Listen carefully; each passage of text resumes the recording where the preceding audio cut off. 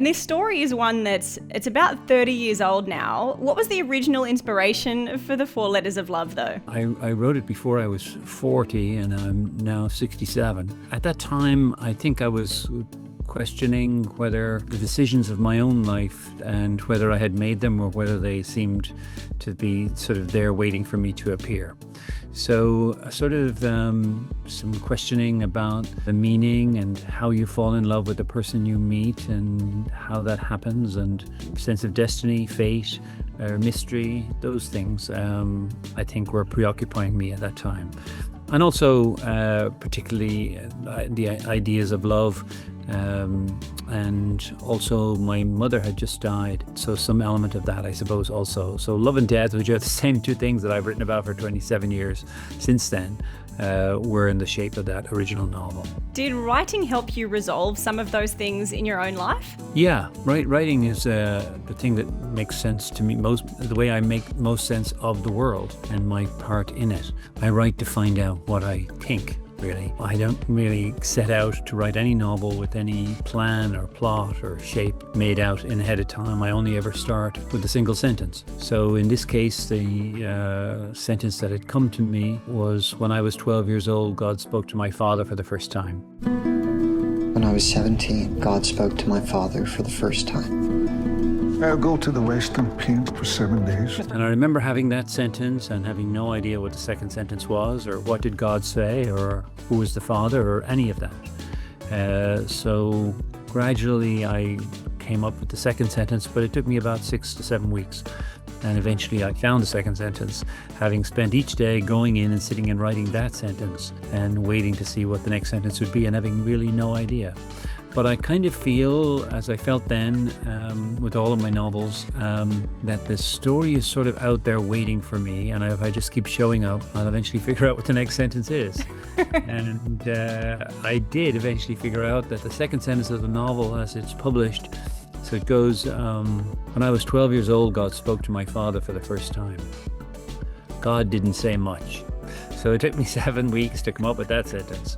But actually that unlocked the whole novel, and in a way is a kind of microcosm, I think, of many artistic lives, where you have a moment of rapture or inspiration, and then you look at it and you say, and now what? Or what do I do next? I'm lost. And so that kind of leap forward and fall back, I think, for many artists of all kinds, is a kind of natural part of the rhythm of making anything, where you feel, yes, this is good. It's the same as if you, for most writers that I've met, I do a writing workshop once a year here in County Clare, and writers come from all over, and it's a common experience where you write something that you think is good as you leave it, and you say, that was good today, and then the next day you look at the page and say, gosh, that's so bad. It's so terrible.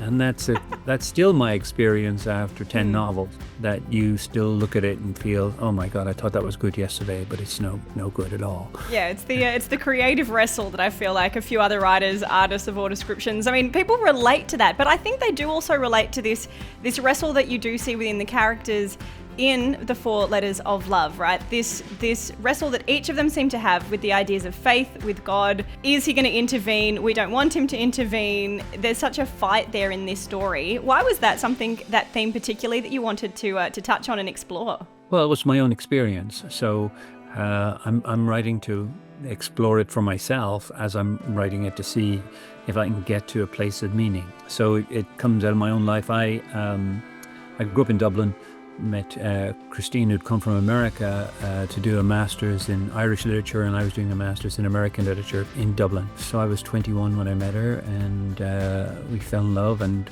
I went to America. 5 years living in New York, feeling that I was not living my own life, and that I was on a life that was on the commuter train into Manhattan, working in a good job, but somehow it wasn't the life that I felt that was the one for me. And that sort of inexplicable sense of not belonging in the life that you were in.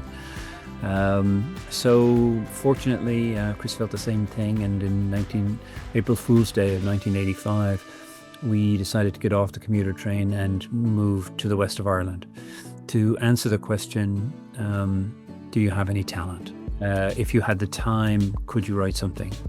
And so in a way, the decision that Nicholas's father makes at the start of the film to leave the civil service and come home to paint paintings is mirrored in our own lives when we arrived in a 4-room cottage in the west of Ireland in order to see could we write. And we gave ourselves a year. Chris wanted to write and paint and I wanted to write. And so we moved to this house that was vacant. That was the house that actually her grandfather had left in 1910 to go to America. So this house was vacant. We moved back into it. It was full of brambles in the garden and nettles and so on. So we moved into the 4 rooms of this house. And How do you find the boldness to take a risk like that? Well, you find it first because you're young. And so when you're young, you think, I'll just do that and let's see what happens. And you have the courage of youth, some sense of daring. And also the fact that at that time you felt, well, I'm 25, I'm 26. If it doesn't work out, I can go back into the real world and get back on the commuter train and so on. But, 1 year became the next, and so on. So we're here 40 years this year. It feels somehow appropriate that at this stage, the film finally is appearing all these years later. So it feels some kind of completion of something. Well, there's something very beautiful about that and almost a delightful moment of destiny, I suppose, in its own way. Like we see for Nicholas and Isabel, these beautiful characters, this really beautifully told story. They do seem to have this bond, right? This bond of love. How would you describe their connection? I think there's a sort of spiritual love. The novel and the film tries to explore many different kinds of love. In the novel, as in the film now, there's father-son love, there's mother-daughter, there's father-daughter, there's brother and sister, there's sexual, physical love, there's romantic, idealized love, and a kind of spiritual bond between them, a kind of recognition between Isabel and Nicholas when they finally meet. There's some sense of recognition of synchronicity or something that is aligned, which had previously not been quite aligned in Isabel's previous relationship. And so the film, I'm so grateful that the film has so many wonderful actors in it who wanted to be part of it, who responded to the material in the story, some of whom had known the novel for 25 years and were waiting for that moment, and that's just remarkable. Others who had extraordinary kind of synchronicities with the story itself. So the fact that Pierce Brosnan, for example, who plays the painter father in the film, Pierce has been a painter all his life himself.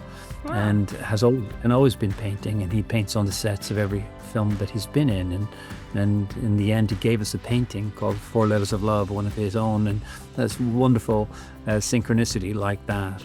Or the fact that Gabriel had been talked about to play the master 20 years earlier. So he knew the novel from the beginning as well. And so these kind of synchronicities that came together in the cast were just wonderful. And I'm especially delighted that the film has the 4 big named actors of one generation, but then it has 4 wonderful, wonderful young actors, Irish actors in it as well, who would have come into acting and so on, knowing the names of Pierce Brosnan or Gabriel Byrne as this sort of thing, icons. And so it's wonderful to have those in it as well. Yeah, it's a delightful story and one that is so uniquely Irish as well. So Niall, thank you for writing it and thank you for talking with us today as well. We really appreciate your time. Thank you, Laura. It's been a delight.